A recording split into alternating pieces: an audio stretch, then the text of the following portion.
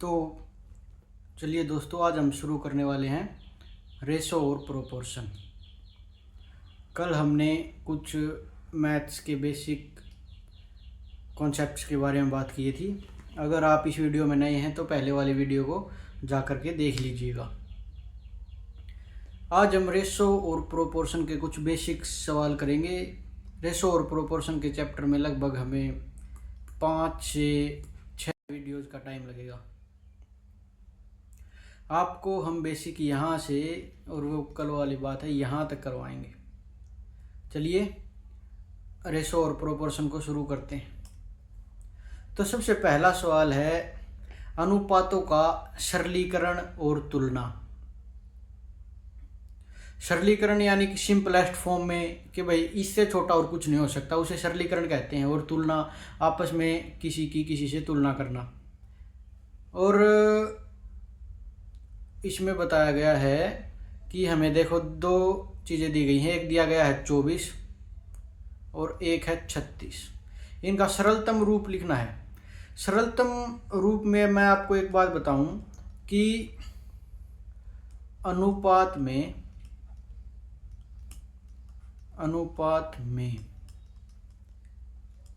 कुछ भी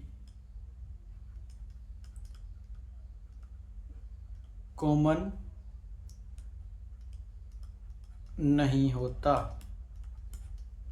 अनुपात में कुछ भी कॉमन नहीं होता। एक मिनट रुकिए आप, मैं एक ये डाल लेता हूँ।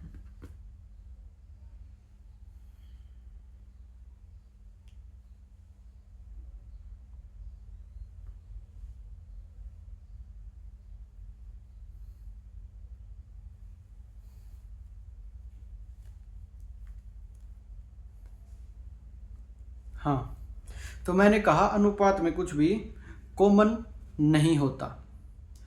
कॉमन का मतलब होता है कि उनके गुणनखंड में कुछ भी समान न हो या जो कट जाए।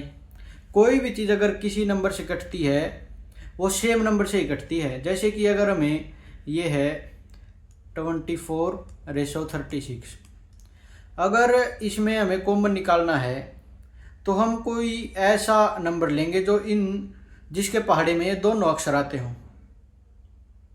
जैसे कि मैंने 12 की टेबल ली, 12 दूनी 14 और 12 तिये 36। तो यहाँ पर 2 और 3 आ गया। अब इसके गुणनखंड में ना ये है ना इसके में ये है, यानी कि अब इन दोनों में कुछ भी कॉमन नहीं है। तो ये इनका रियल अनुपात आ गया, यानी कि ये इसका सरलतम रूप आ गया। आगे वाले सवाल को देखिए, यानी कि अनुपात में कुछ भी कॉमन नहीं होता। आगे देखिए 1.5 अनुपात है 2.5 को पूर्ण संख्या के अनुपात में बदलिए। पूर्ण संख्या के अनुपात में बदलने के लिए कह रहा है, पूर्ण संख्या होती है 1 2 3 4 5 ऐसी। तो ये इसने दिखाई दिया है 1:5, 2:5,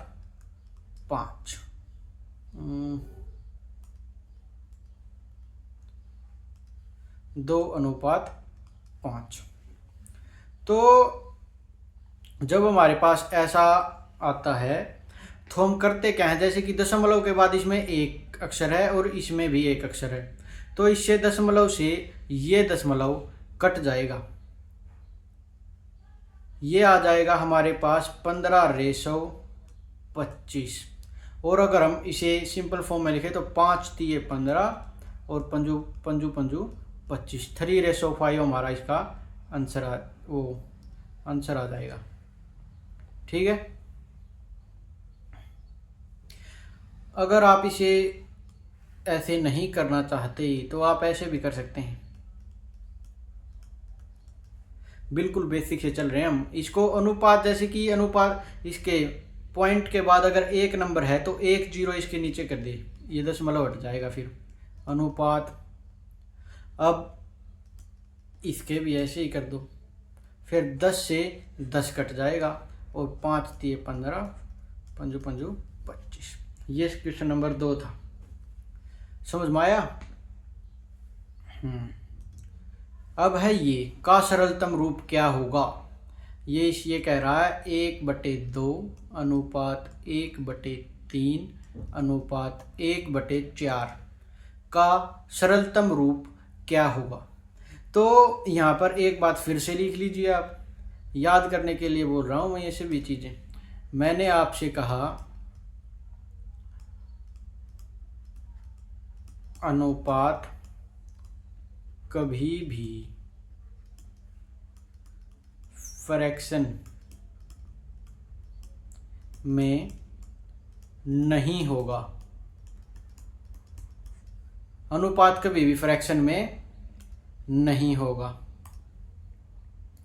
तो ये क्या कर रहा है, ये जो है कि भाई अनुपात कभी भी फ्रैक्शन में नहीं होगा। लेकिन यहाँ पर तो फ्रैक्शन में अनुपात बता दिया इसने हमको, तो हम इसका क्या करेंगे, हम इसे हटा देंगे, फ्रैक्शन से हटा देंगे। अब अगर हम इसे फ्रैक्शन से हटाना है तो हम क्या करेंगे, तो अगर नीचे कोई भी नंबर है, जैसे कि हमें कोई भी फ्रैक्शन दिया गया है, उसे अगर हमें वो करना होता है, ऊपर लेके जाना होता है, तो हम इसके एलसीएम से इनकी गुणा कर देंगे और इनका एलसीएम है 12। तो मैंने क्या किया, यहाँ पर भी गुणा 12, यहाँ पर भी 12 और यहाँ पर भी 12। और अब ऐसा करने से ये देखो 2, ये 6 से जाएगा, ये 4 पर और ये 3 पर। अब इनका नया रेशो आ गया 6:4:3 सी आंसर ऐसे। अब और आगे चलें, आगे वाले क्वेश्चन पर देखिए 25⁵2.5 अनुपात में है 5⁵3। इसका अनुपात पूछा हमसे, तो 25 लिखिए, ऐसे लिखिए, घबराना नहीं। सबसे पहले 25 की घात है 2.5 और अनुपात है 5⁵3।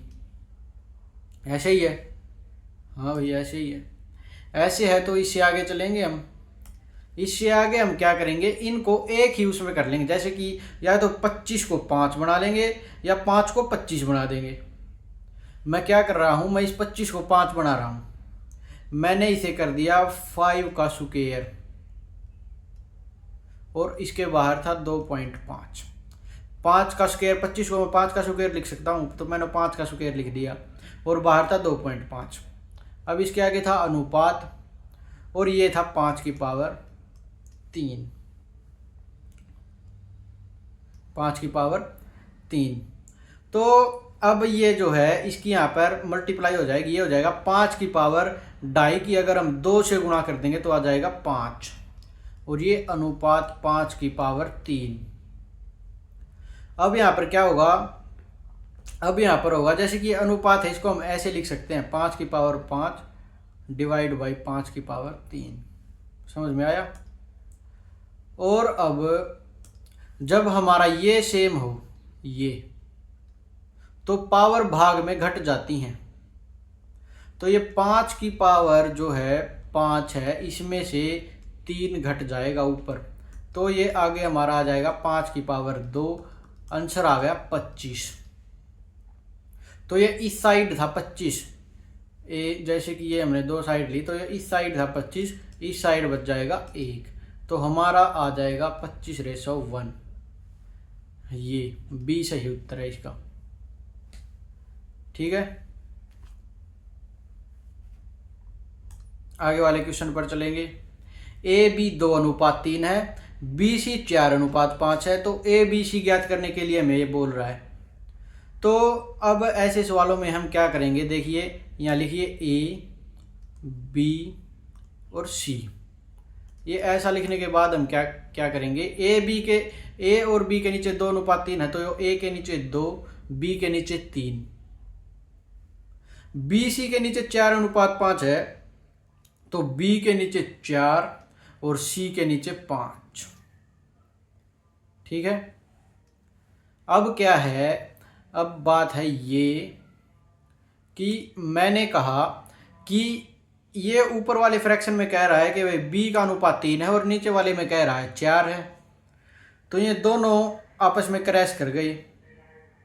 तो हम क्या करेंगे, इनको सेम बना लेंगे। सेम बनाने के लिए हमें इसकी मल्टीप्लाई करनी होगी 4 से और इसकी करनी होगी 3 से। अब ये दोनों क्या हो गए, 12 हो गए। देखो 4 3 12 और 3 चौके 12। अब इसका हम लिख देंगे, देखो 4 दूनी 8 और ये कितना बन गया, 3 चौके 12 और 3 चौके 12, दोनों तरफ 12 है तो 12 और 3 पंजे 15। तो इसका रेशो होगा 8:12:15। ये ए इसका सही उत्तर है। और अगर आप चाहते हैं कि मैं इससे भी आसान आपको बता दूं तो मैं वो भी कर दूंगा। मैं इससे भी आसान आपको बता दूंगा। चलिए, इससे भी आसान है। देखो ए बी सी हमने लिख लिया। तो हम इसमें क्या करेंगे, ए बी के नीचे लिखेंगे 2 3, बी सी के नीचे लिखेंगे 4 और 5। और अब क्या करेंगे, ये जो 3 है ना इसको यहीं पर लिख देंगे, यानी कि यहाँ वाले अक्षर यहाँ पे, अब यहाँ खाली जगह है तो ये वाला अक्षर यहाँ पे लिख देंगे और अब इनकी मल्टीप्लाई कर देंगे। 4 दूनी 8, 3 चौके 12 और 5 तिये 15। वही आ गया। समझ में आया? चलिए आगे चलते हैं। छठा क्वेश्चन है हमारा, A B 1 2 B C 3 4 C D 5 6, तो ए डी क्या होगा? लिखेंगे ए बी सी और डी। ए बी सी डी लिखने के बाद क्या करेंगे, इनका रेशो लिख देंगे। ए बी कितना है 1 2, बी सी 3 4, सी डी 5 6। ठीक है। अब क्या करेंगे, अब करेंगे ये यहाँ पर क्या लिखेंगे, देखो यहाँ पर लिखेगा 2, यहाँ पर 2 है ना, और यहाँ पर भी 2, यहाँ पर 4, यहाँ पर 3, यहाँ पर 5 और यहाँ पर भी कितना लिखेंगे 5। अब इनकी मल्टीप्लाई कर देंगे। 5 तिये 15, 5 तिये 15 दूनी 30, 5 चौके 20 दूनी 40 और 8 छीक 48। तो हमसे इसने पूछा है कि ए और डी का अनुपात क्या है। ए है हमारा 15 और डी है हमारा 48। ए है हमारा 15 और डी है हमारा 48। बी इसमें सही उत्तर होगा। इन सवालों में आपको एक बात और ध्यान रखनी है कि अगर जैसे कि इनमें कुछ कॉमन नहीं था, मैंने देख लिया, अगर इन तीनों में कुछ कॉमन, चारों में कुछ कॉमन दिख रहा है ना, उसको यहीं पर काट दो। जैसे कि सपोज करो यहाँ पर ये 1 ना हो, ये 1 न हो और यहाँ पर क्या हो जाए, यहाँ पर भी 2 हो जाए, या यहाँ पर तो 1 ही रहे, यहाँ पर 2 हो जाए। तो देखो इसमें भी 2 आ गया, इस पूरी लाइन में 1 2 है, इसमें भी 1 2 है, इसमें भी 1 2 है, इसमें भी 1 2 है। तो इस 2 को, इस 2 को, इस 2 को, इस 2 को हम कैंसिल कर देंगे। और ऐसे ही अगर कुछ टुकड़ों में भी बनता हो तो वो भी हम कैंसिल कर देंगे। आपको समझ में आ गया होगा। 7वां नंबर क्वेश्चन है अपना, 2a बराबर 3b बराबर 4c। तो ए बी सी का मान ज्ञात करने के लिए हमें कह रहा है। इसके लिए हम क्या करेंगे, अब हमें करना कुछ नहीं है, हमें सबसे पहले घबराना नहीं है। अब क्वेश्चन 7 के साथ सोल्व करते चलिए। मैंने कहा 2a बराबर 3b बराबर 4c, तो मैं इनमें से ये ले रहा हूँ 2a बराबर 3b।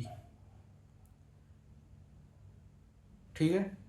मैंने क्या किया, यो a जो है ये यहीं पर रख लिया और यो b जो है यहाँ पर मल्टीप्लाई है, यहाँ पे डिवाइड में आ जाएगा। और a बटे b, a के सामने है 3, b है 2, तो ये a b की वैल्यू आ गई हमारे पास। और अब हम क्या निकालेंगे, बी सी की निकालेंगे। जैसे कि हमने 2a बराबर 3b रखा था, अब 3b बराबर 4c लिख लेंगे।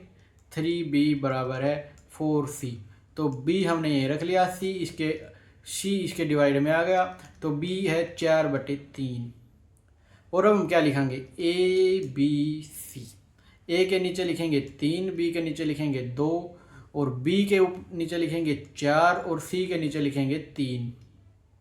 यहाँ से मैंने क्या किया, यहाँ से मैंने इनकी वैल्यू उठा ली। मैंने बी सी की वैल्यू जो नीचे वाली है ये यहाँ से उठा ली, और जो ए बी की वैल्यू है, ए और बी 3 और 2 की वैल्यू, वो यहाँ से उठा ली। अब इस क्वेश्चन को आप कैसे भी कर लो, मैं इस तरीके से करूँगा। मैं इसको ऐसे करूँगा, मैं इसको 4 बना लूँगा। 4 बनाने के लिए 2 से गुणा करनी होगी, और नीचे वाला 4 है ही। तो सबसे पहले हो जाएगा हमारा 3 दूनी 6 और 2 दूनी 4 और नीचे 3, और ए बी सी का मान पूछा है 6 4 3। समझ में आया? इससे आगे हम चलेंगे। समझ में तो आ रहा होगा आपको शायद, या ज़्यादा स्पीड है? मैं कोशिश कर रहा हूँ कि बिल्कुल आराम से करवाऊँ, एक एक चीज़ मैं लिख रहा हूँ। चलो आपको इसमें एक बात मैं और बता देता हूँ। चलिए मैं इसको इरेज कर रहा हूँ। किसी को स्क्रीनशॉट लेना हो तो अपना पीछे जाके ले लेना।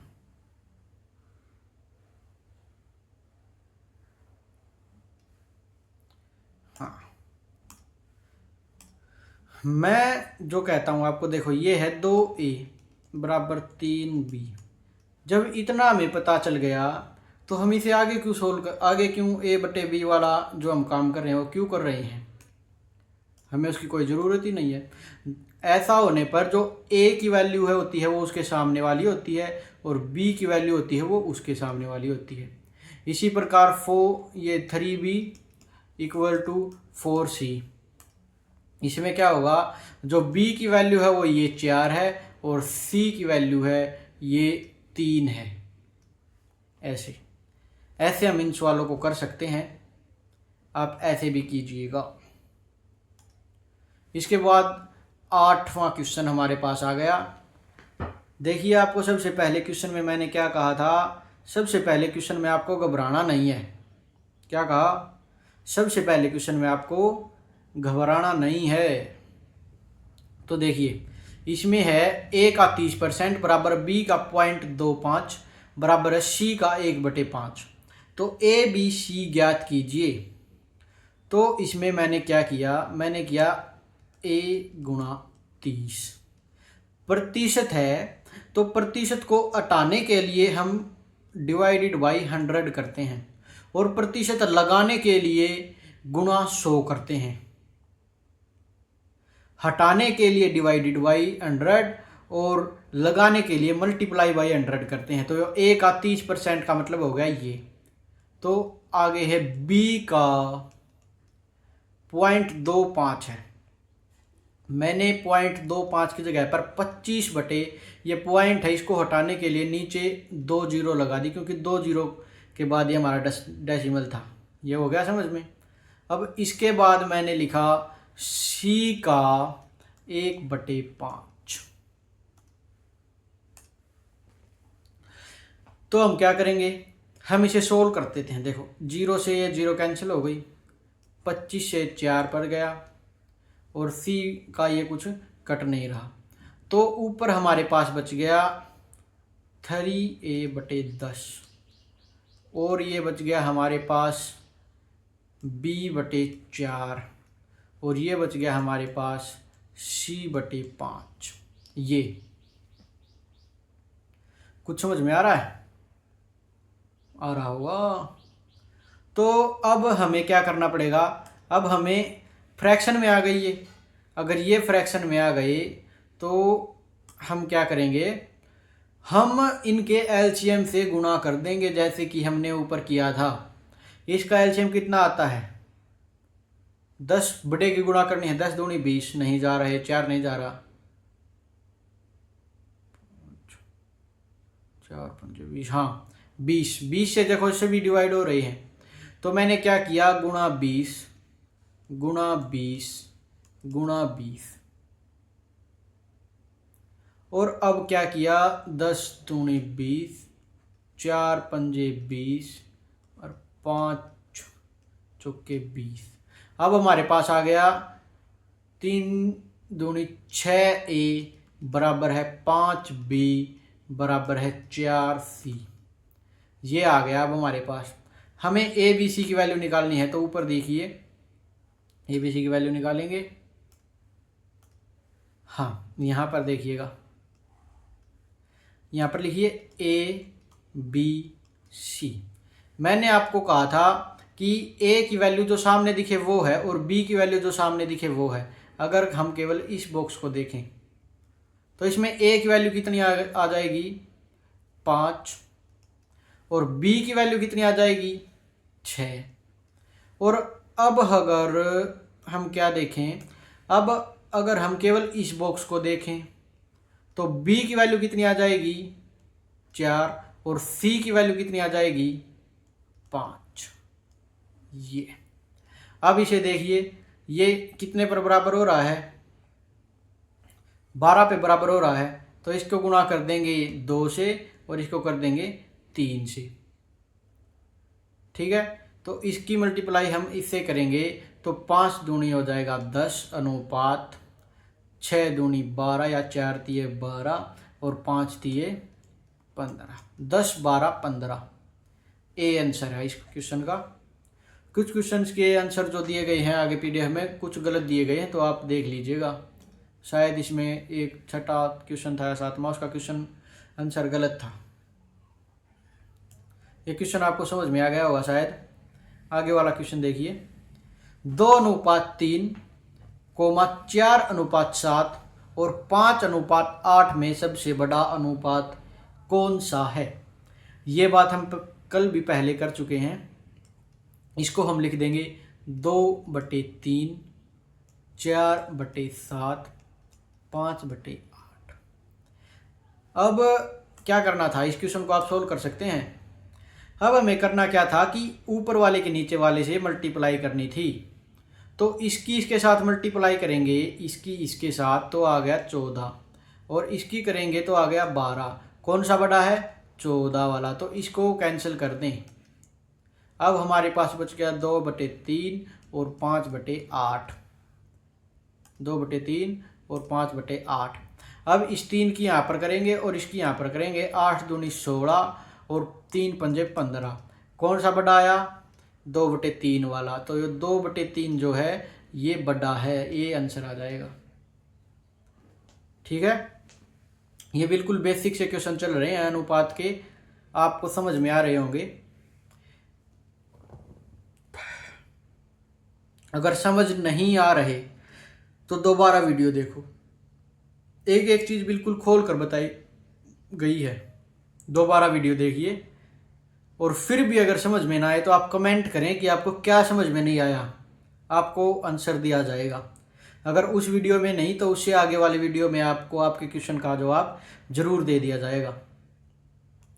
3:5 और 4:7 का मिश्रित अनुपात क्या होगा।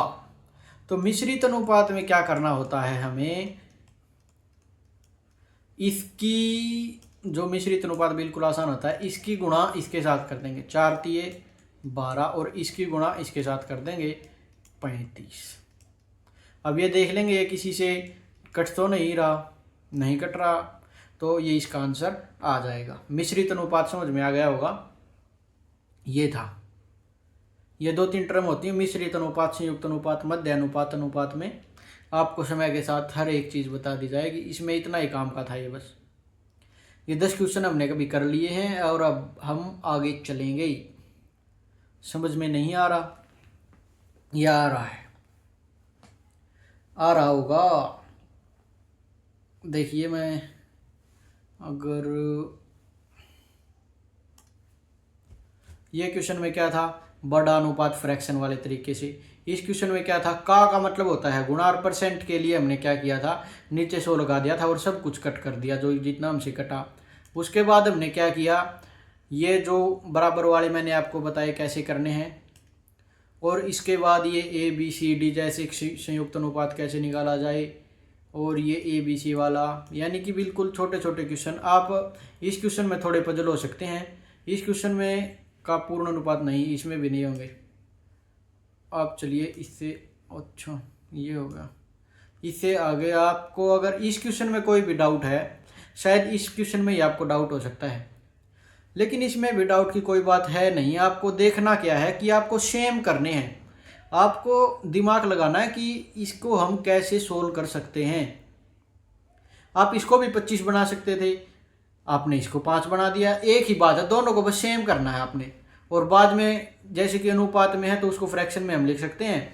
तो ये फ्रैक्शन में ये आ गया था हमारे पास, और ये आ गया था, तो 5 में से हमने 3 घटा दिया था। और ऐसे ही गुणा में अगर पावर हो, जैसे कि 3 की पावर 4 गुणा 3 की पावर 7, तो इसमें गुणा में ये जोड़ हो जाता है, 3 की पावर 7 और 4 11 हो जाएगी यहाँ पे।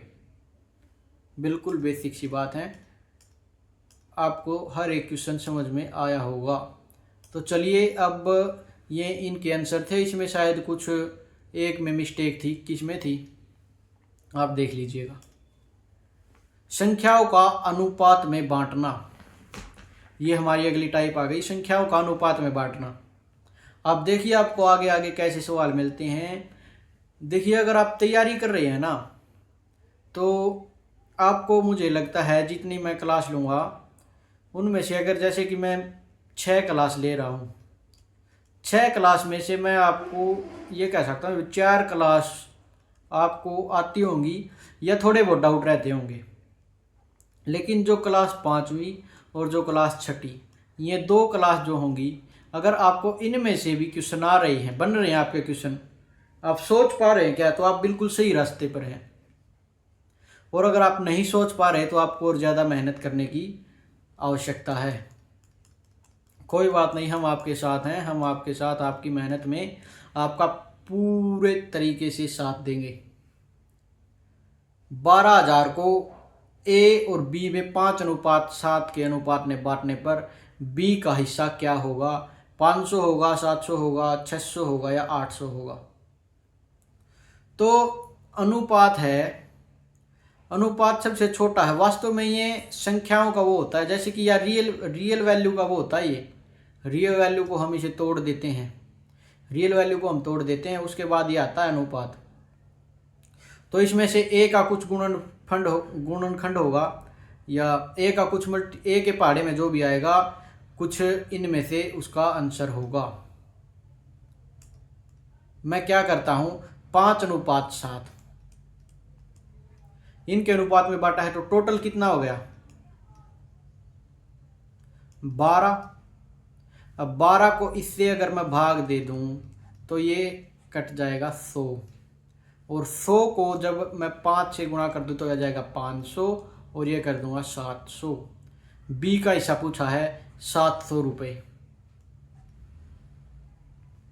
समझ आया? अब देखो, इनको अगर मैं जोड़ूंगा तो 1200 ही आएगा। आप इसे ट्राई ऑप्शन से भी कर सकते हैं, जैसे कि आपने ये किया 700 कि भैया बी का हिस्सा 700 मांग लिया, तो ए का हिस्सा कितना रह गया?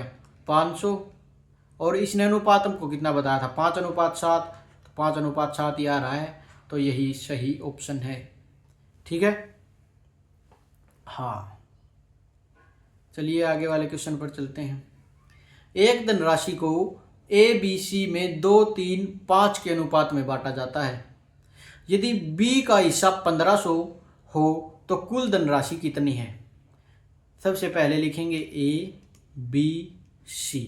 ए बी सी 2, 3, 5 के अनुपात में ये बांट रहे हैं, और अब ये कह रहा है कि यदि बी का हिस्सा 1500, बी का हिस्सा कितना है? 1500, इसकी हम गुणा कर देंगे 3 गुणा 5 00 500, यानी कि 3 का 500 गुणा है। और अनुपात में जो चीज एक पर अप्लाई होगी वो सभी पर अप्लाई होगी। मैंने पहले भी देखो, जो फ्रैक्शन में हटाते समय जो गुणा की थी, मैंने किसी एक के साथ गुणा नहीं की, मैंने सभी के साथ गुणा की। तो यहाँ पर जो काम इसके साथ होगा वही काम इसके साथ भी होगा, और वही काम इसके साथ भी होगा। समझ में आया? तो जो इसकी 5 से गुणा करनी इसने पूछा है, तो कुल धनराशि कितनी है? कुल धनराशि कितनी है? देखो, 5 और 2 7 और 3 10, टोटल कितनी है? 10। और 10 कितने से गुणा कर देंगे? गुणा 500, तो टोटल धनराशि हमारे पास आ जाएगी 5000 रुपये। समझ आया? इसको बहुत से लोग ऐसे भी करेंगे, जैसे कि 500 दूनी 1000 प्लस 1500 बी की है, प्लस ये 5×5 = 25, ये इसकी है। तो इनको जोड़ेंगे तो भी हमारा कितना आ जाएगा? 5000। समझ में आया? बस इतनी सी बात है, आपको ज़्यादा परेशान होने की ज़रूरत नहीं है। क्वेश्चन निकाला करिए, वीडियो को बंद करके और क्वेश्चन निकालिए, साथ के साथ क्वेश्चन निकालेंगे तो बहुत अच्छा रहेगा, आपको बहुत अच्छे से समझ में आएगा। साथ के साथ क्वेश्चन निकालने वाला बच्चा जो होता है वो कभी भी पीछे नहीं रहता। अब इसको देखिए, ये कह रहा है 9000 को ए बी सी में इस प्रकार बांटिए कि ए का हिस्सा बी का 2 गुना हो और बी का हिस्सा सी का 3 गुना हो। तीनों का क्रमशः हिस्सा क्या होगा? देखिए बहुत अच्छी बात कह रहा है। हम क्या करेंगे इस सवाल में, सबसे पहले लिखेंगे ए बी सी। 9000 को ए बी सी में इस प्रकार बांटना है कि ए का हिस्सा बी का 2 गुना, ए का हिस्सा जो है बी का 2 गुना, ए बी का हिस्सा 1 है तो ए का हिस्सा 2 हो जाएगा। समझ में आया? अच्छा, तो और क्या कह रहा है? और बी का हिस्सा सी का 3 गुना, बी का हिस्सा है सी का 3 गुना। ये तीनों क्रमशः हिस्सा क्या होगा? तो इसकी 3 के साथ गुणा कर देंगे और यहाँ पर 3 है ही, तो 3 दूनी 6, 3 एकम 3 और इसकी किसी के साथ गुणा नहीं की तो 1। तीनों का क्रमशः हिस्सा पूछा है, 6 और 3 9 और 1 10। 10 को जब हम ये करेंगे तो 1 0 कट जाएगी, 900। और 900 में इसका हिस्सा कितना आ गया? 900। 9 3 2700, 9 6 54। ये इनके हिस्से आ गए। समझ में आया? सुनना बहुत आराम से है आपको, और अगर इसे आप चाहते हैं कि x मान कर करें तो ये x से मान कर ये किया गया है। जैसे कि 6x हो जाएगा, 3x x, तीनों का जोड़ हो जाएगा 10x। 10x हमारी टोटल पूंजी है, इसने कह रखा है हमसे टोटल पूंजी है 9000, और 0 से 0 कट गई, x की वैल्यू आ गई 900। अब 900 को एक बार 6 से गुणा, एक बार 3 से गुणा, एक बार 1 से गुणा। समझ में आया? इसने कहा हमसे हमारी कि भाई टोटल पूंजी है 9000 और उसका अनुपात दे दिया।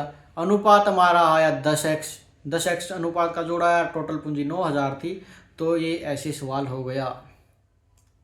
अब इसके बाद है क्वेश्चन नंबर 14। दो संख्याओं का योग 80 है और उनका अनुपात 3:5 है। दो संख्याओं का योग कितना है? 80 और उनका अनुपात 3:5 है। तो ये दो संख्याओं का अनुपात है, दोनों संख्याएं का अंतर ज्ञात करने के लिए हमें कह रहा है, और योग दे रखा है। तो ये है 3x + 5x = 8x, और ये 8x के बराबर में हमें दे रखा है 80। 8 से 8 गए, बच गया 10, और 10 है तो हमें संख्याओं का अंतर ज्ञात करने के लिए कह रहा है, इनका अंतर है 2, तो 2 से इसकी गुणा कर दें, आंसर आ जाएगा 20। ठीक है, बिल्कुल आसान है, समझ में आ गया होगा आपको। दो संख्याओं का योग 80 था तो 5 और 3 8, 8 दाई 80, 10 आएगी x की वैल्यू, x की वैल्यू 10 आ गई, तो इनका अंतर है 2, 10 दूनी 20। बिल्कुल ये जो लिखा जा रहा है इसको लिखने की आवश्यकता आपको नहीं होगी।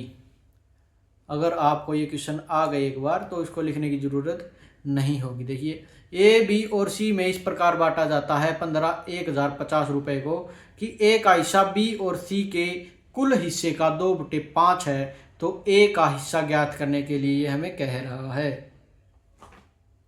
समझ आया?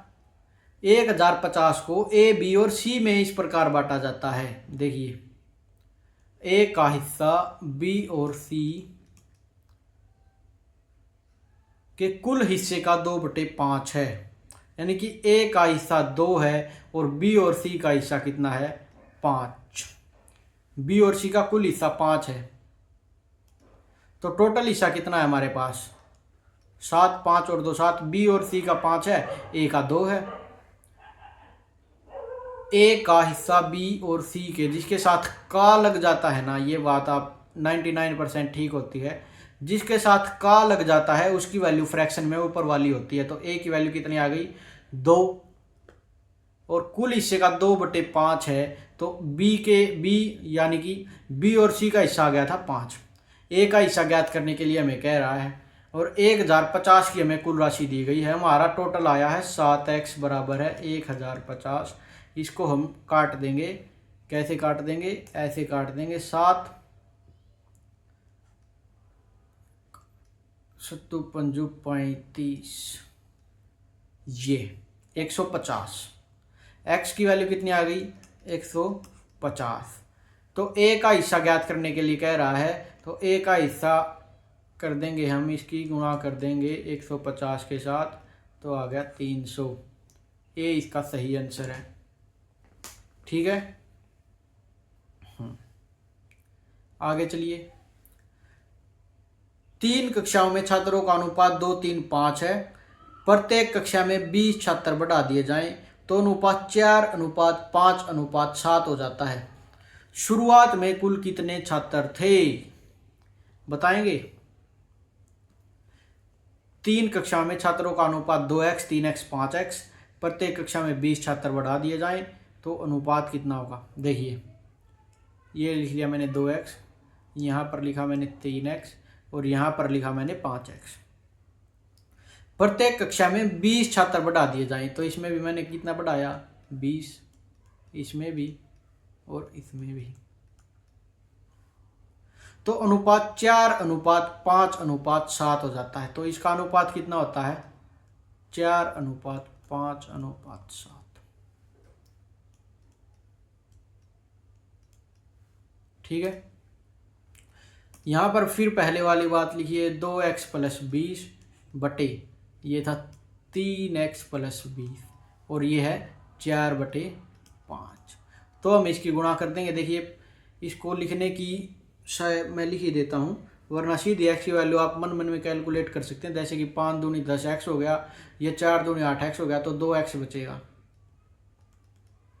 और इसको देखिए 5 दूनी 10 यानी कि ये 100 और 4 दूनी 8, ये हो गया 80। 100 में से 80 गई तो हमारे पास बच जाएंगे 20। x की वैल्यू आ जाएगी 10, x की वैल्यू 10।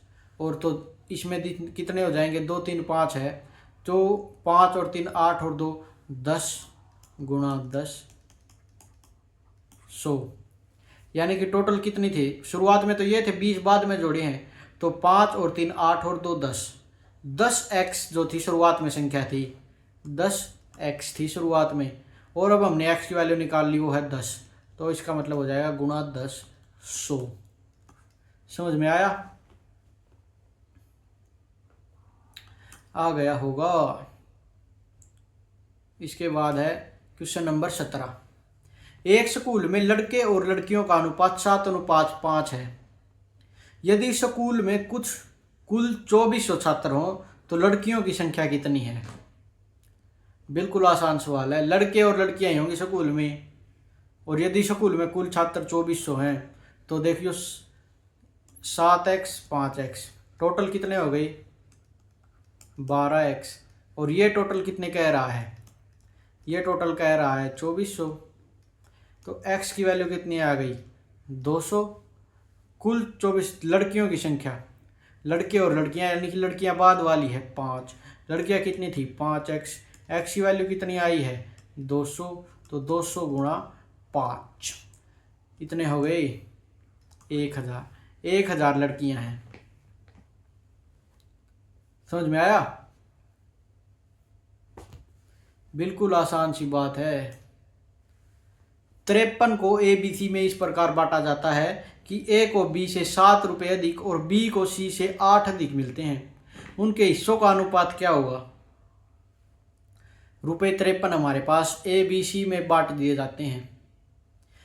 कि ए को बी से 7 अधिक और बी को सी से 8 अधिक मिलते हैं, उनके हिस्सों का अनुपात क्या होगा। तो लिखिए ए बी सी। और जब ऐसे 3 में दे रखे हों तो हम पीछे से शुरू करें तो क्वेश्चन बहुत अच्छा होता है हमारा, क्योंकि आप बस देखिए, मैंने कहा बी को सी से 8 अधिक मिलते हैं, बी को सी से 8 अधिक मिलते हैं,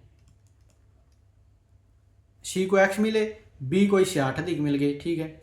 और कहा ए को बी से 7 अधिक, ए को बी से 7 अधिक कितने हो गए, एक्स प्लस 8 इसको थे, 7 और जोड़ दो 8 और 2 10 और 3 10 और 5 15 होगा शायद। बी कहाँ पर है, ए को बी से 7, हाँ ठीक है, ये x प्लस 15 हो जाएगा। अब ये कहता है रुपए कितने हैं टोटल, 53। तो हम क्या करेंगे, इनको जोड़ देंगे। हमारा जोड़ में आया 3x प्लस 23 बराबर है कितना, कितना बताओ, टोटल राशि कितनी थी 53, तो ये 53 आ जाएगा इसके बराबर में। और अगर हम इसको यहाँ पर इसको 23 घटा देंगे तो ये आ जाएगा 30। 3x बराबर है 30, x की वैल्यू आ गई 10। अगर x की वैल्यू 10 आ गई तो अब क्या करेंगे, अब ये पूछ रहा है उनके हिस्सों का अनुपात क्या होगा। तो x यहाँ पर कितना हो जाएगा 10 और 10 और 8 18 और 10 और 15 25, तो इनका अनुपात हो जाएगा 25 18 10, ये रहा। ठीक है, आसान क्वेश्चन है बिल्कुल।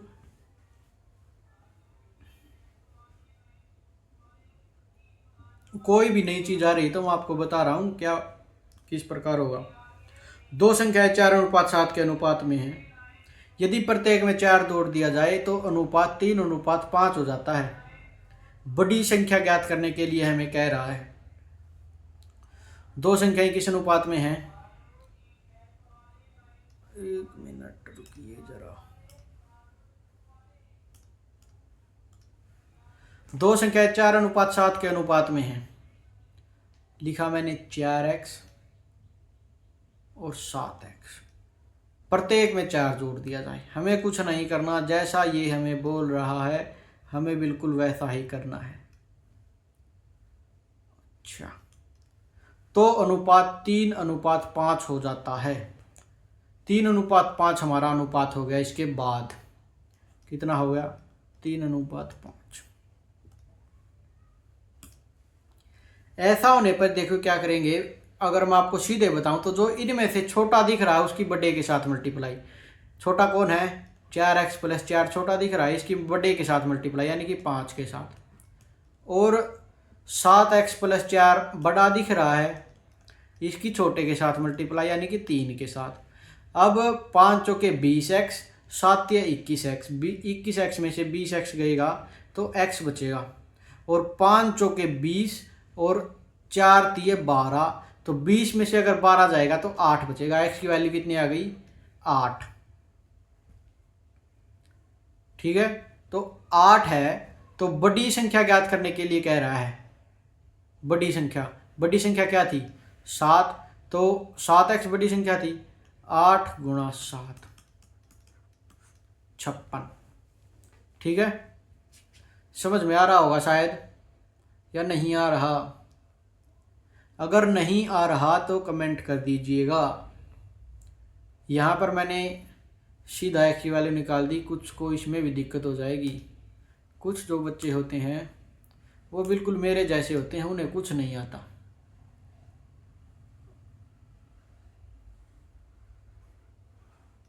सारा हिसाब हो गया। ये था, देखिए 4x था और ये 7x था, दोनों में 4 जोड़ दिया था। ठीक है, और ये अनुपात था। उनको वो भी समझ में ना आए तो कैसे करना है उनके लिए बता रहा हूँ। अनुपात बाद में होगा था 3:5। ये अनुपात है तो इसको हम लिख सकते हैं 4x + 4 बटे 7x + 4 और बराबर है इसके 3/5। तो अब इस 5 की इस साइड गुणा और इस 4 की इस साइड गुणा, अगर हम ऐसा करेंगे तो हमारे पास आ जाएगा 5 चौके 20x प्लस 5 चौके 20 इक्वल टू 7 तिये 21x प्लस 4 तिये 12। अब अगर हम 20x को इस तरफ लेके जाएंगे तो ये हो जाएगा x, और इस 12 को इस तरफ लेके आएंगे तो ये माइनस का हो जाएगा, ये बच जाएगा 8। तो x की वैल्यू 8 आई थी, वो ही ये स्टेप जो था इसकी मैंने स्किप कर दिया था। अब आगे है, एक त्रिभुज के कोणों का अनुपात 1 2 3 है, सबसे बड़े कोण का मान ज्ञात कीजिए। वैसे तो सबको पता होता है कि त्रिभुज के अंतः कोणों का योग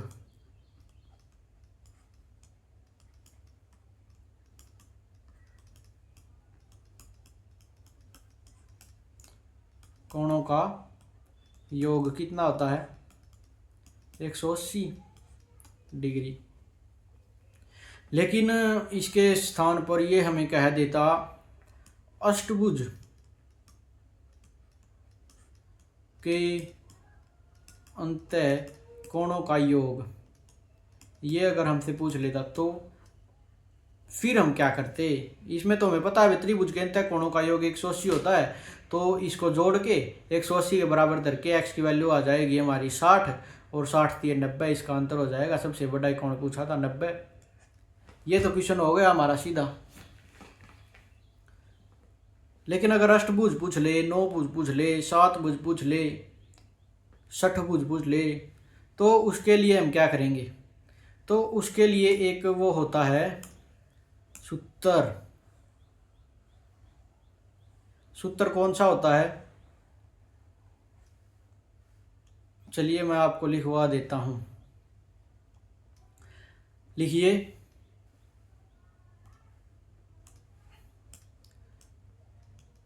बहुभुज के अंतः कोणों का योग, बहुभुज के अंतः कोणों का योग मैं आपको लिखवाया हूं, ये है n-2 गुणा 180। यहां पर n भुजाएं हैं, जैसे कि मैंने आपको षटभुज का पूछा था। तो षटभुज में n की जगह पर 6 लिख देंगे, 6 - 2 गुणा 180, यह आ जाएगा 4 गुणा 180, 18 चौके 72, 720। ये त्रिभुज में भी अपना कर देख लीजिए। मैंने त्रिभुज मान लीजिए 3 - 2 गुणा 180 कितना हो गया, 1 गुणा 180 180। तो ये फॉर्मूला है, बहुत सी जगहों पर काम आता है, इसे लिख लीजिएगा।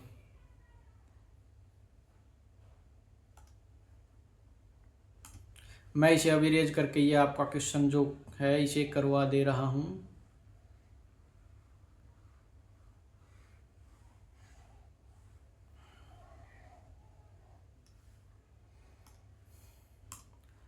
हाँ, तो आपका क्वेश्चन है, एक त्रिभुज के कोणों का अनुपात 1:2:3 है, सबसे बड़े कोण का मान ज्ञात कीजिए।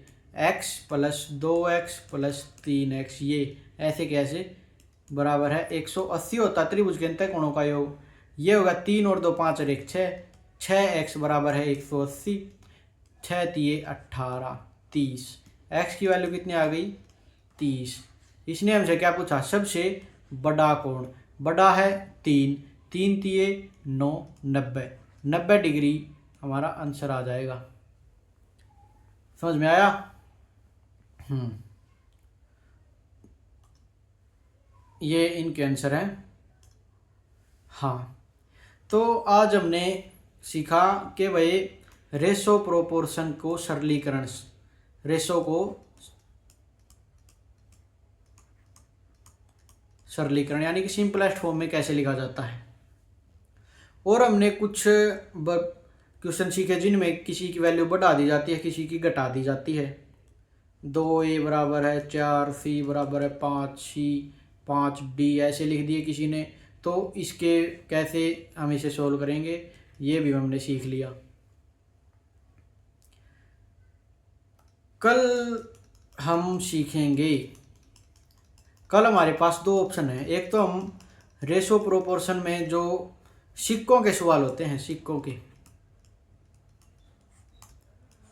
के सवाल, या तो हम वो सीखेंगे या हम सीखेंगे आय वाले सवाल। रेशो प्रोपोर्शन में आय के सवाल भी आते हैं, भाई किसकी आय में कितनी बढ़ोतरी हो गई, कितनी वो हो गया, ये भी इसी में आता है। हम कल इनमें से कुछ सीखेंगे, आप जो कहेंगे हम वो ही सीख लेंगे, या आप कुछ नहीं कहेंगे तो मैं मेरे हिसाब से सिखाऊंगा। और असल बात तो यही होती है, मुझे सिखाना मेरे हिसाब से है। वैसे आपकी इज्जत रख ली जाती है भाई आपसे पूछ करके। तो कल हम वो सीखेंगे। आज की हमारी क्लास पूरी हो चुकी है, तो बहुत अच्छा हमारा आज का सेशन रहा। हाँ, तो कल आप ये जो डाउट वाला अक्षर है ना, डाउट, ये आप में नहीं होना चाहिए कि मैं ये पढ़ूंगा तो सिलेक्शन होगा या नहीं होगा। अगर डाउट है फिर आपका सिलेक्शन नहीं होगा। डाउट तो होना ही नहीं चाहिए। अपने आप पर यकीन रखिए। आपका जो कोई भी सिलेबस है, जैसे कि आप किसी भी सब्जेक्ट की तैयारी, किसी भी पेपर के एग्ज़ाम की तैयारी कर रहे हैं, उसका सिलेबस लिखिए। सबसे पहले सिलेबस लिखिए, फिर लिखिए कौन सा सब्जेक्ट कितने नंबर का आता है, कौन सा आपका वीक है। ऐसे अपने ऊपर काम कीजिए। और एक जो बच्चे होते हैं वे टाइम टेबल की वीडियो देखते रहते हैं। आपको टाइम टेबल, आपका अपना टाइम टेबल आपसे बेहतर कोई नहीं बना सकता, ना ही मैं ना कोई और आप जिस तरीके से पढ़ते हैं उसी तरीके से पढ़िए। आपको कोई ये नहीं बता सकता कि भाई आप ऐसे पढ़ो ऐसे पढ़ो। आपको जो तरीका बिल्कुल अच्छा लगता है आप उससे पढ़िए, बस आप पढ़िए। और बाकी ऑल द बेस्ट। ठीक है, मिलते हैं भाई अगली क्लास में। रेशो प्रोपोर्शन की अगली क्लास है। एक क्लास हमने अब कर ली है, इसमें हमने 20 क्वेश्चन कर लीजिए। 20 क्वेश्चनों को सब क्वेश्चन आपको बिल्कुल अच्छे से अपने आप निकालने हैं। मैं आपको इसकी PDF अवेलेबल करवा दूंगा। ठीक है, चलिए।